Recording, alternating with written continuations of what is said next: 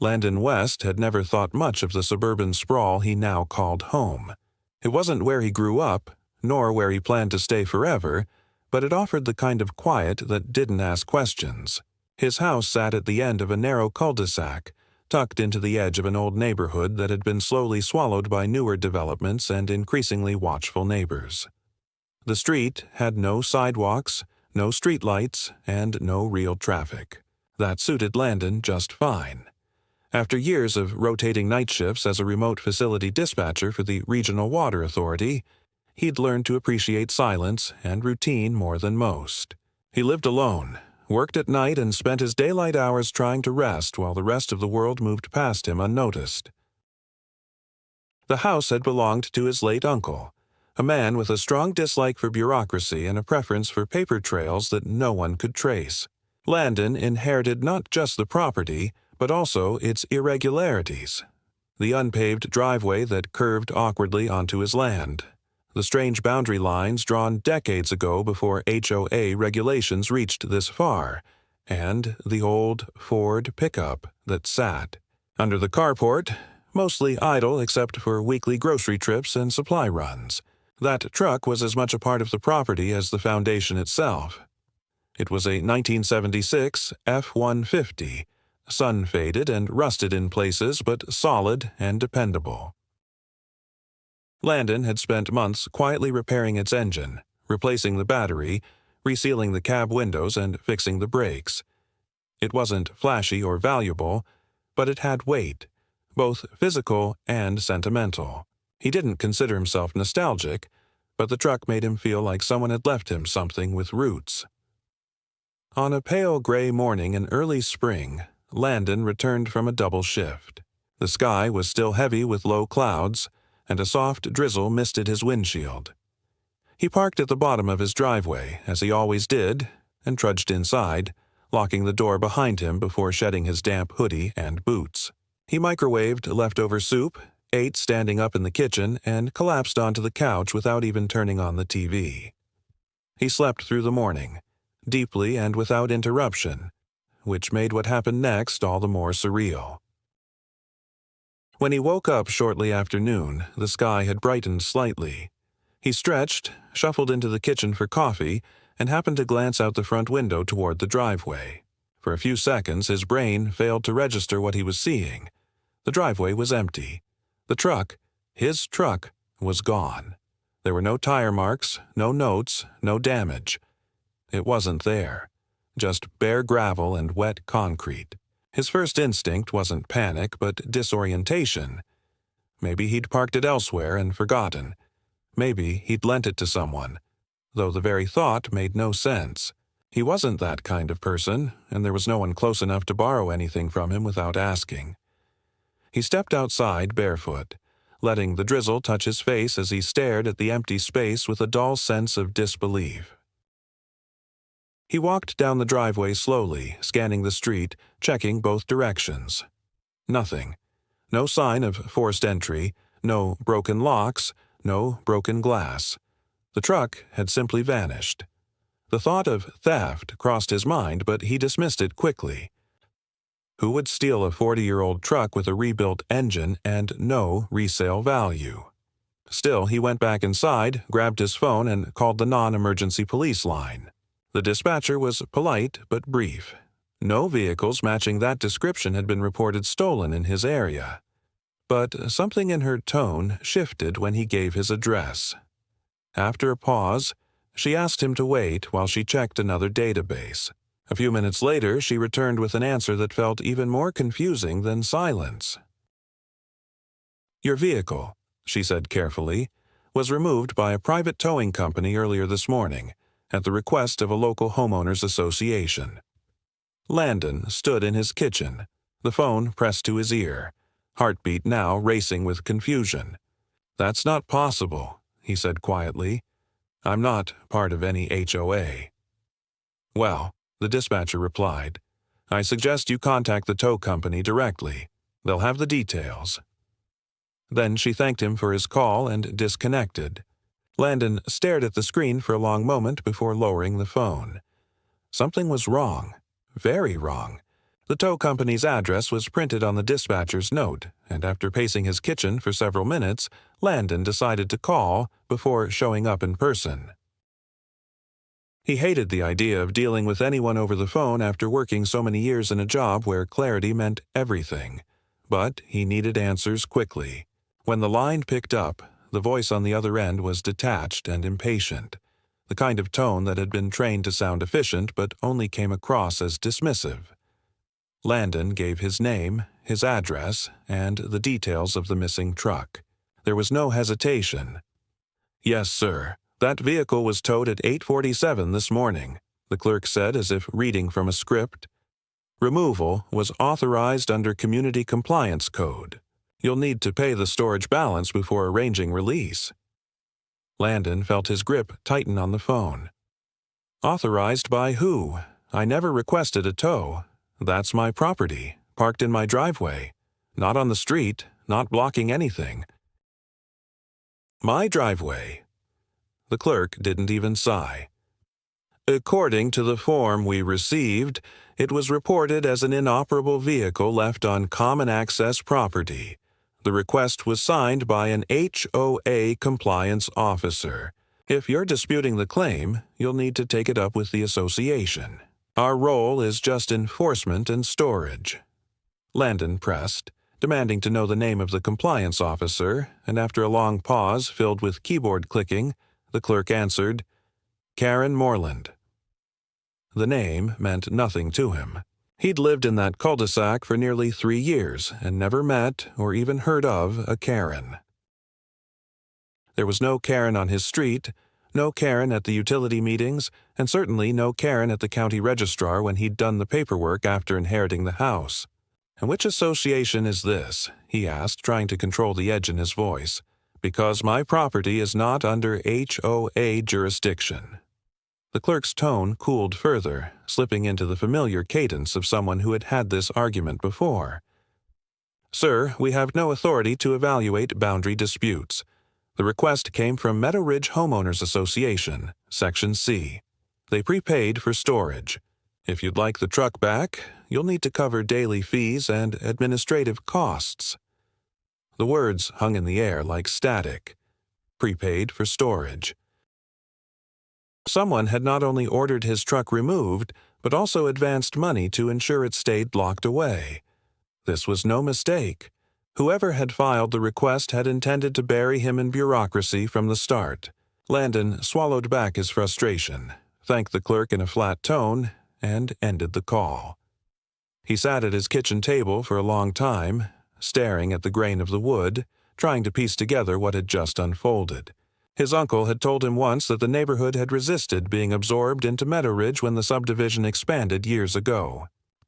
That fight had ended with an unusual compromise. The cul-de-sac with its 5 homes remained technically outside the HOA's reach. He had paperwork confirming it, and his uncle had even underlined the clause for emphasis. Yet now, a phantom officer named Karen had used Meadow Ridge's authority to take his truck as if the history of that exemption meant nothing at all. By late afternoon, his irritation had hardened into determination. He pulled out the metal file box from his uncle's old desk, flipping through the papers until he found the survey maps and the county record of exemption. The lines were clear. His lot was carved out, not shaded in HOA jurisdiction, a narrow rectangle defined decades ago and preserved by stubbornness. He made copies, placed them in a folder, and drove to Meadow Ridge's administrative office, a squat brick building in a strip mall 2 miles away. The receptionist, a young man with earbuds dangling from his collar, greeted him without looking up. When Landon explained the situation, the receptionist skimmed the papers and shrugged. "I can't help you. Compliance officers don't usually take walk-ins." "I don't need an appointment," Landon replied, his voice low and steady.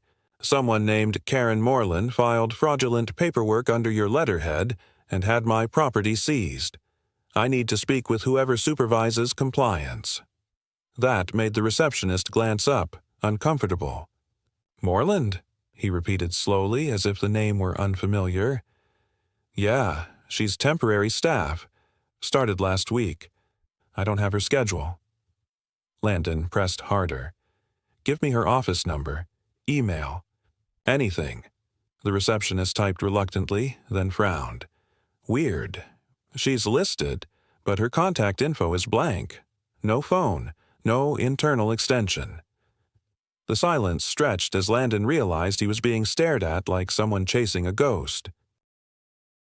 "What about her address?" he asked finally. The receptionist scrolled further, then brightened as if relieved to have something to offer. "She lives at Unit 12 in your section. That's what it says here." Landon stiffened.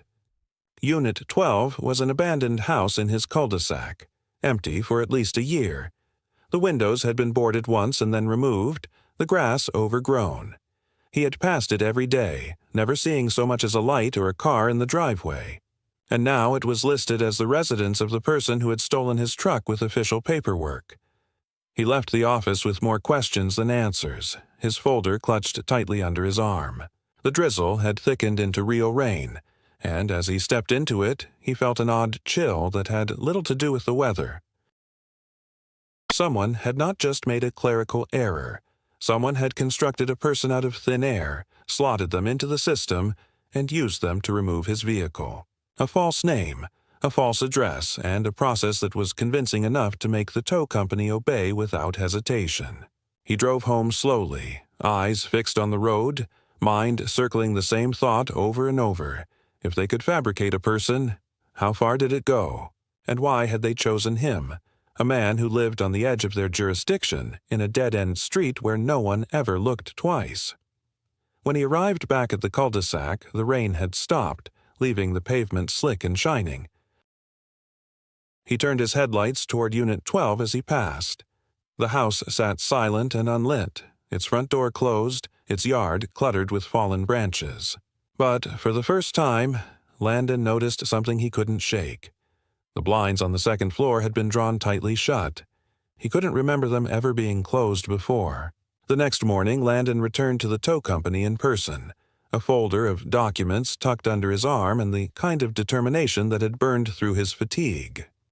The lot was set behind a chain-link fence topped with barbed wire, rows of cars stacked like casualties of bureaucracy.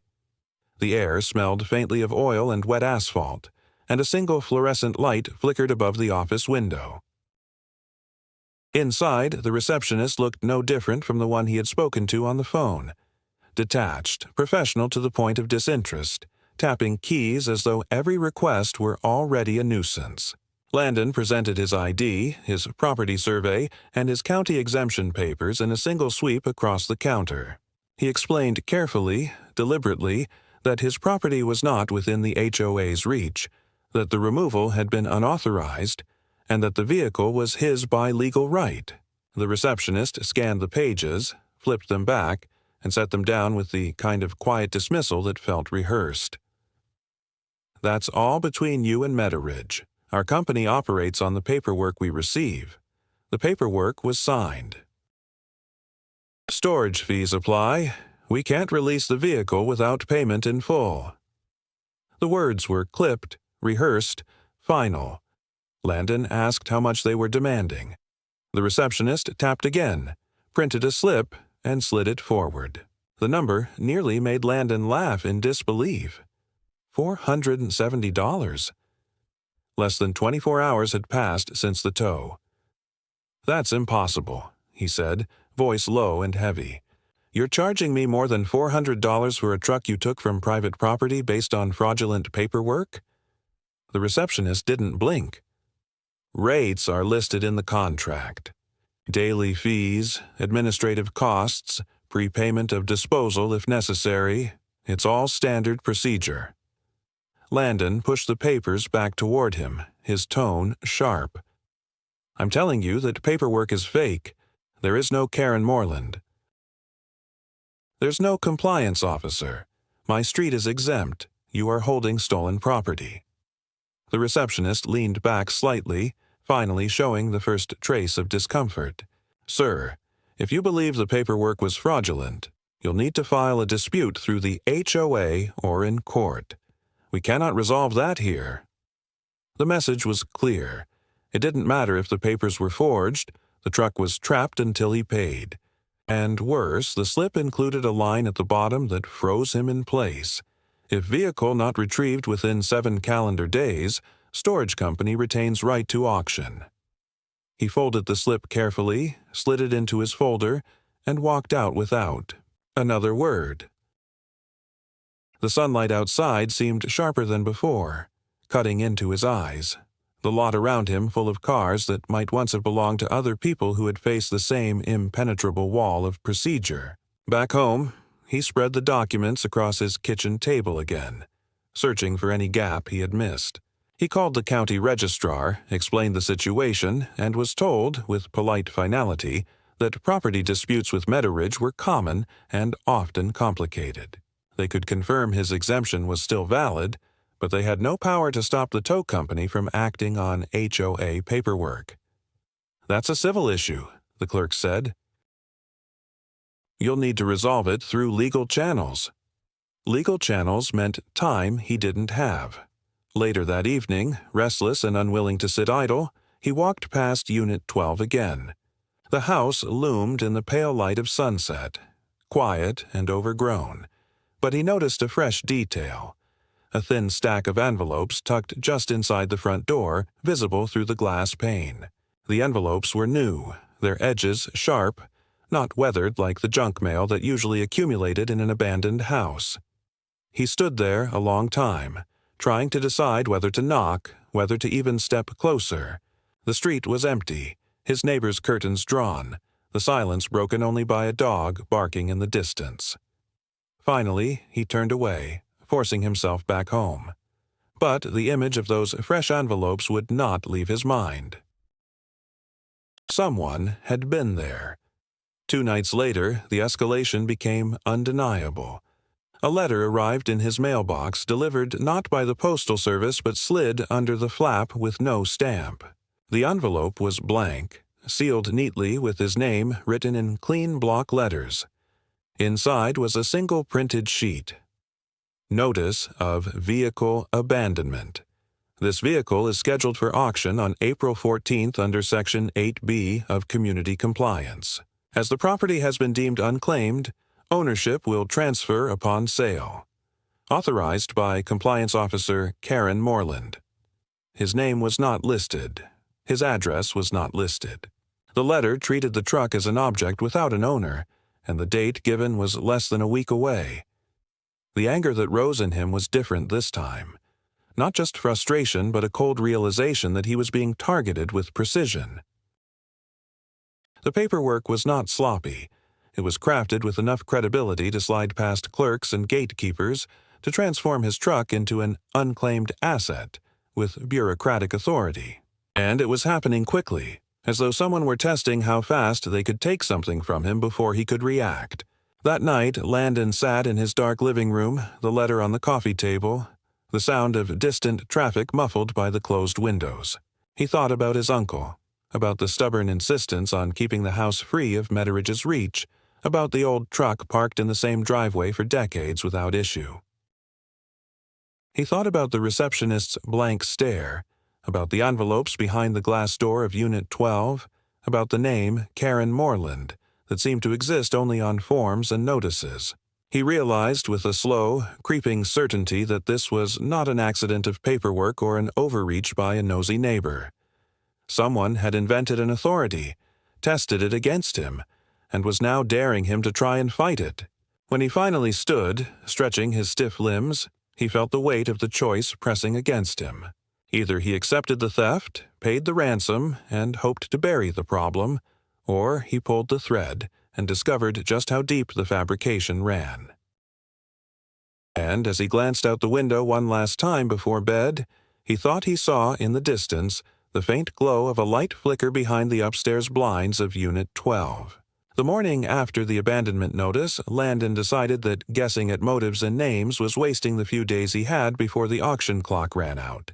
So, instead of arguing about principles, he went in search of something dull and stubbornly factual, the kind of thing that didn't bend for personalities, dates, maps, logs, and the dry language of contracts.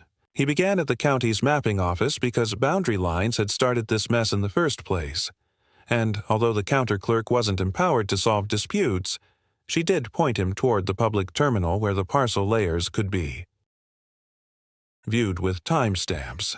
So he sat there under humming lights and watched his cul-de-sac flicker between classifications as he scrubbed through recent updates. And that was when the first piece clicked into place.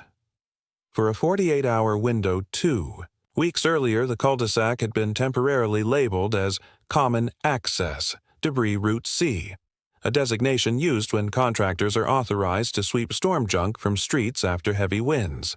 And while the tag had been removed within 2 days, the change had propagated to third-party feeds that didn't refresh as fast, which meant that any system leaning on that feed could have believed his driveway mouth was part of a common route long enough to treat anything parked there as an obstruction rather than a private vehicle.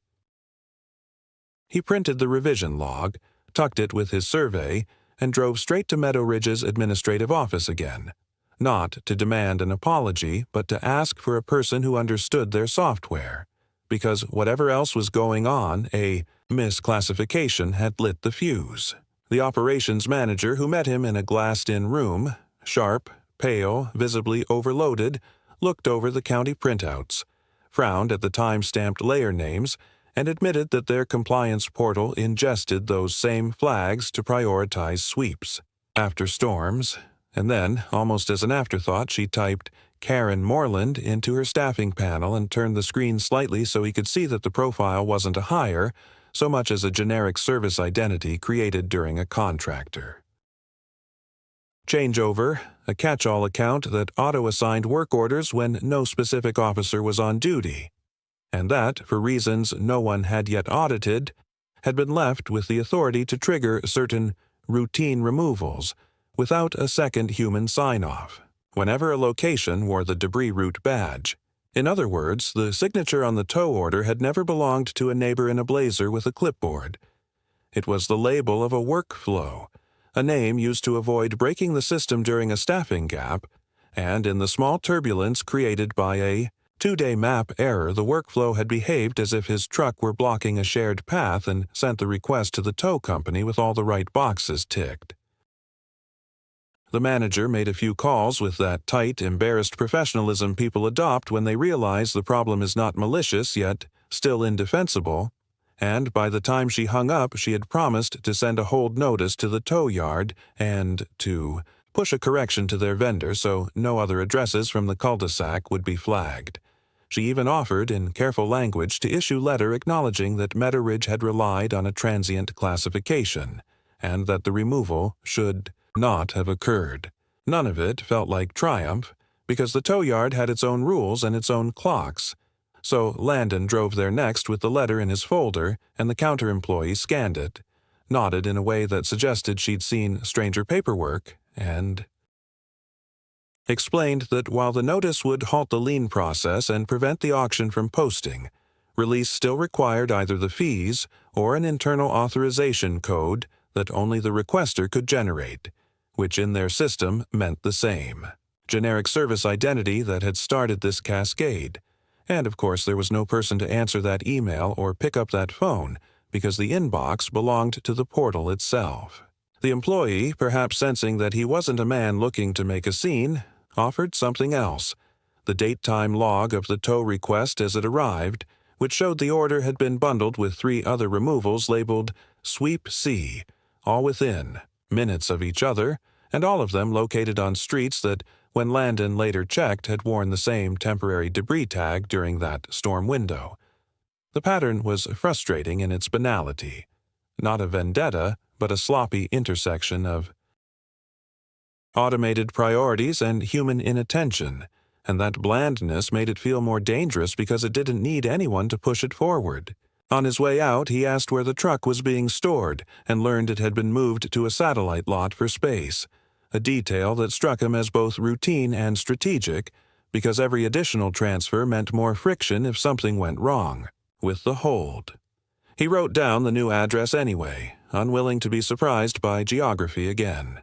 Back in the cul-de-sac, the late afternoon light made the houses look flatter than usual, as if the block were a stage set, and as he rolled past Unit 12 he noticed that the envelopes he'd seen behind the glass were gone, though no package sat on. The stoop and the yard looked no less neglected, just a small triangle of cleaner concrete near the door where someone's shoes had scuffed away a film of pollen. It was the kind of almost nothing detail that only registers when you are counting the small proofs of whether a place is truly empty, and it told him that if the service identity didn't belong to a person, the address had still been used at least once this week by a keyholder or a courier or a property manager who didn't want to be recognized. He didn't knock, didn't trespass, didn't stand staring long enough to invite conversation. He simply kept walking until he was back in his kitchen, where he spread the county logs, the HOA letter, and the tow yard to slip across the table in a precise sequence that calmed him in ways he couldn't explain, and he tried to test the story for weak points. A storm flag that had wandered where it didn't belong, a contractor identity promoted beyond its remit, a vendor that accepted automation because humans are slower, and an auction deadline that had been written to punish abandonment, but punished inattentive process just as effectively. He wasn't absolving anyone, least of all the association that had left a door open long enough for a mistake to become a seizure, but he also wasn't chasing shadows anymore, because something about the way the pieces now sat together made a new kind of sense. The person he imagined when he read "authorized by Karen Moreland" hadn't existed in the way he'd feared, yet the decisions were real and the consequences were concrete, and that paradox, that no one had meant to do it, and yet everyone was its own kind of threat. That evening, after drafting a short, restrained request to the operations manager asking for the authorization code, or, failing that, for Meadow Ridge to pay the fees they had effectively created, he stood at the sink and watched the street through. The reflection in the window and something ordinary pulled his attention harder than any dramatic reveal could have done. A sanitation truck eased into the cul-de-sac and paused in front of Unit 12.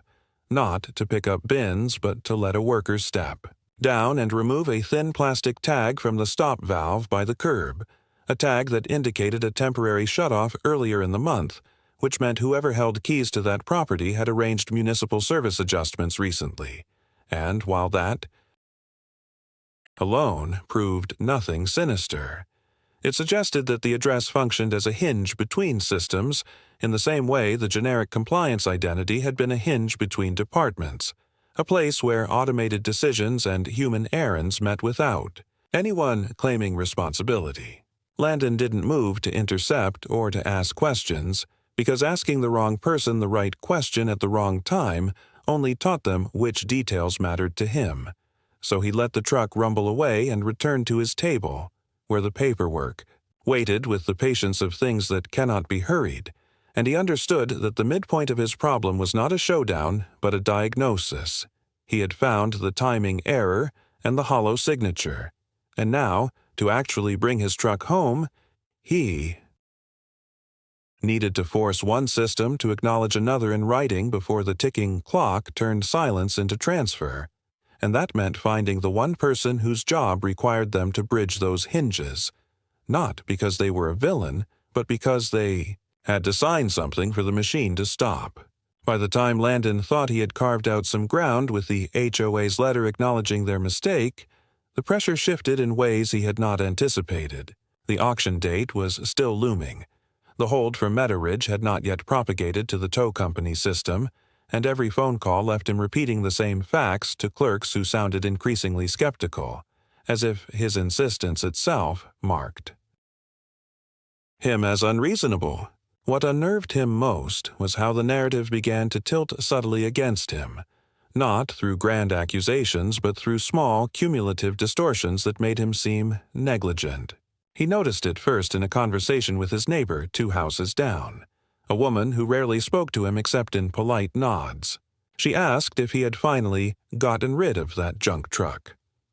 When he explained that it had been wrongly towed, her expression shifted to cautious disbelief, and she muttered something about rules being rules before retreating indoors. That evening, two more neighbors avoided eye contact as he walked past, and he realized that someone, somewhere, had reframed the event into a story where he was the one at fault.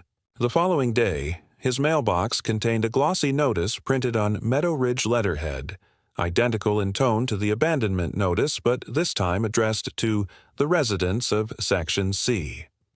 It described recent enforcement activity on a non-compliant vehicle obstructing a common easement and praised the swift action of compliance staff. His address was not listed, but everyone on the street would know exactly whose driveway had been involved. Reading it, Landon felt an almost physical jolt of recognition. The mistake that had begun with a map flag was now being retold as a success story of enforcement, and in that retelling, his rights were being erased.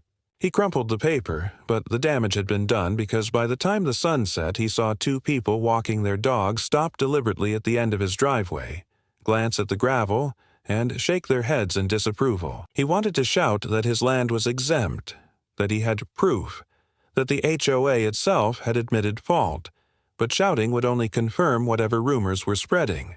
Later that week, when he tried again at the tow yard to demand release with the manager's letter, he was met not just with bureaucratic indifference, but with a new claim.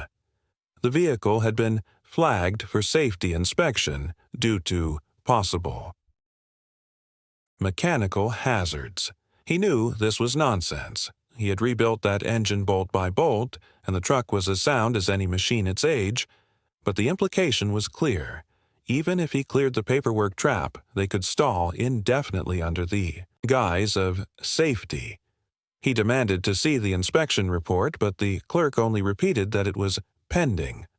The sense of being squeezed tightened with each exchange. He was no longer merely dealing with a glitch in overlapping systems. He was being cornered by an apparatus that, once set in motion, invented new reasons to perpetuate itself. That night he heard footsteps outside his house, too deliberate to be random passers-by. He waited by the window, watching shadows stretch across his yard until a shape emerged under the sodium glow of the street lamp, a man in a reflective vest pinning something to his fence. By the time Landon reached the porch, the figure was gone, leaving behind a laminated sign that read, "Private property under compliance review. Do not interfere." The absurdity nearly made him laugh, but the laughter caught in his throat because the sign bore the same printed signature as the earlier notices. Karen Moreland. The name of a person who did not exist had now manifested in his yard as if it had physical authority. He tore it down and carried it inside, hands shaking. The next morning, when he left for groceries, he found another identical sign staked in the ground at the mouth of his driveway. The escalation was no longer confined to paperwork. It was spilling into his daily life, into the perception of his neighbors, into the physical landscape of his home. He gathered the signs, photographed them, and considered calling the police. But what would he report? That a phantom identity was stapling laminated notices to his property? Without a tangible culprit, it would sound like paranoia. Instead, he scanned the documents, forwarded them to the HOA operations manager who had admitted the error, and asked pointedly who was authorizing their distribution. She responded hours later, her email terse. "These materials were not produced by our office. Please discard them. We will investigate." But the very next day, his driveway was chalked with a crude outline marking clearance zone, as if preparatory for construction or demolition, the white dust stark against the dark gravel. No crew had come, no machinery followed, but the message was unmistakable. Someone wanted him to believe that his driveway was contested territory. When he asked the nearest neighbor if they had seen who did it, the man shook his head quickly, eyes darting away, and muttered that he didn't want to get involved. The isolation was worse than hostility. That evening, Landon drove to the satellite lot where his truck was supposedly stored, a remote fenced yard behind an industrial park. The chain gate was locked, but through the mesh he could make out rows of vehicles and there, unmistakably, the faded blue of his Ford under a floodlight. Relief washed through him, fleeting but real, until he noticed the slip of paper taped to its windshield, fluttering in the breeze. Even from a distance he recognized the typeface. Another notice of auction, signed by Karen Moreland. He gripped the fence until his knuckles whitened, fury mixing with disbelief. He had letters from the HOA disowning the error, yet the phantom officer's signature was still producing fresh paperwork, as if the system had learned to perpetuate her long after she should have been deleted. On the drive home, Landon felt the creeping suspicion that someone was deliberately keeping the Moreland account alive, not to correct mistakes, but to measure how long it could continue to act before anyone forced a hard stop. It was no longer an accident of software. It was an experiment, and he was the subject. By midnight, he could no longer sit still. He gathered the signs, the chalk photos, the auction slip, and spread them on the table like evidence of a crime scene.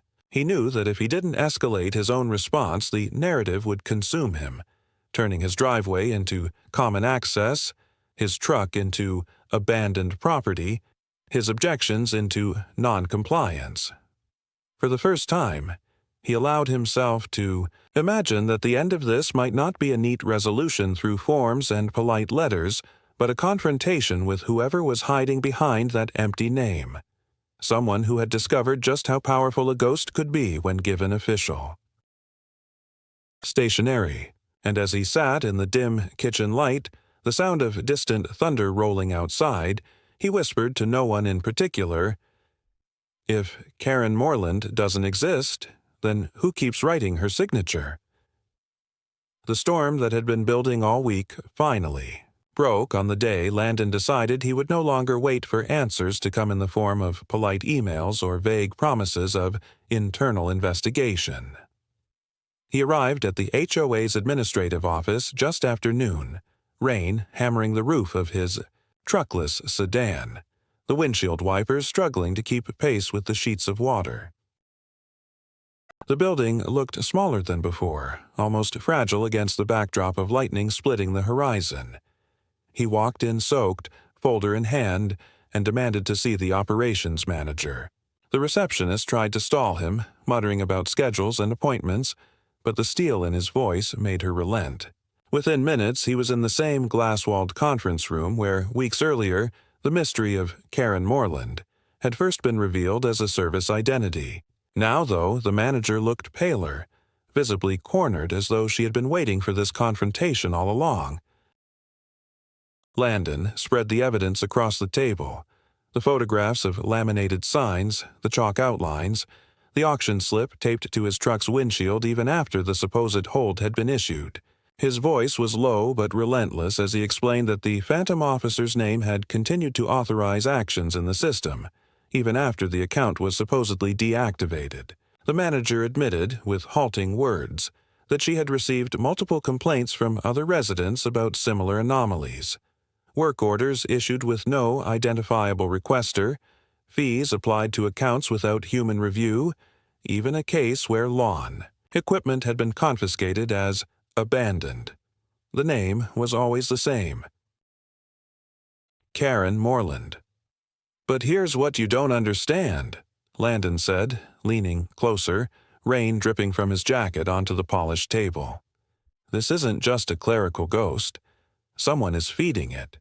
Someone is keeping that account alive long enough to strip people of their property, and they're counting on you to shrug and call it a system glitch."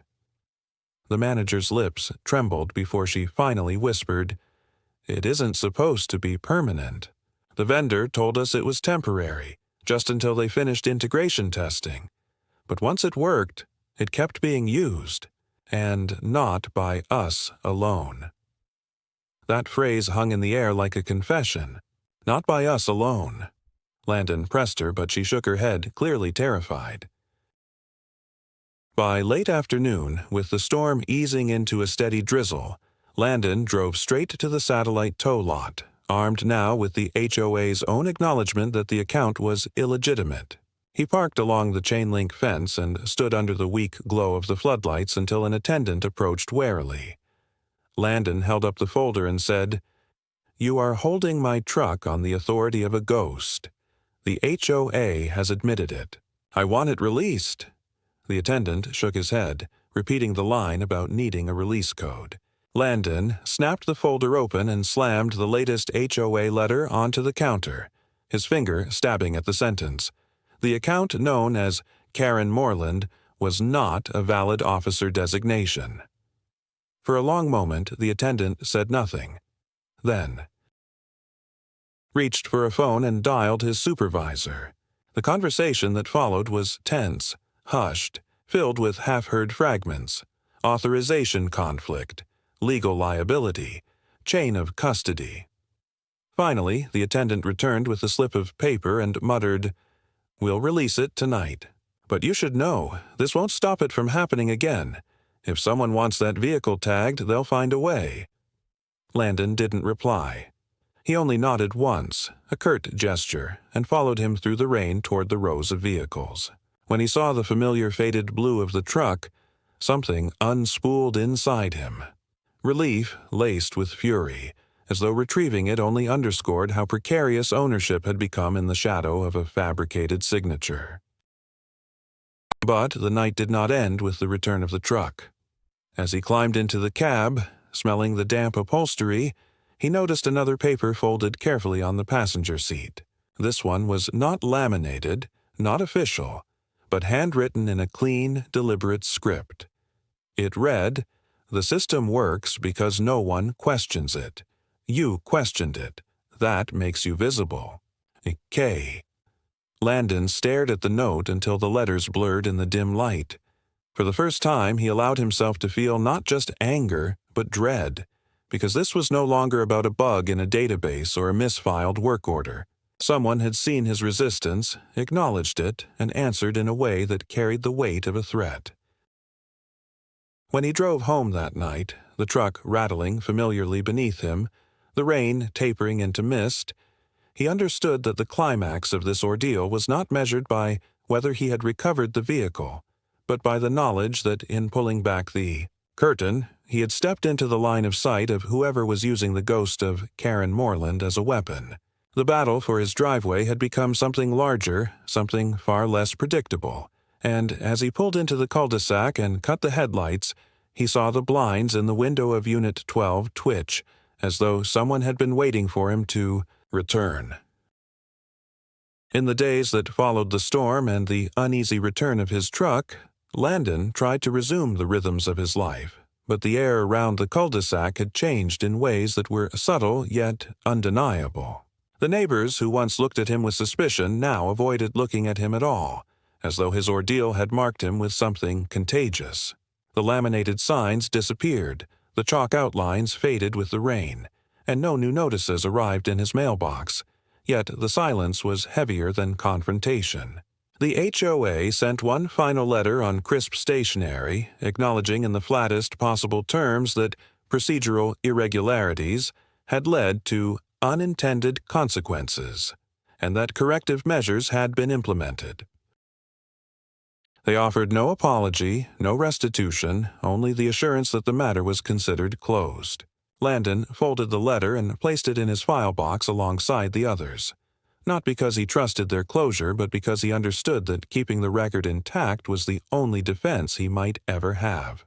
The truck sat again in his driveway, its familiar weight both comforting and disquieting.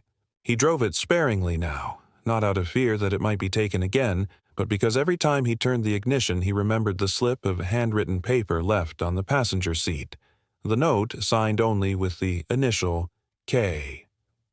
That single page had transformed the entire ordeal from a bureaucratic mess into something personal, a message from a faceless hand that had seen him resist and had chosen to answer. Sometimes, late at night, he would catch the faintest glimmer of movement behind the blinds of Unit 12, that supposedly vacant house, and he knew better than to believe it was empty.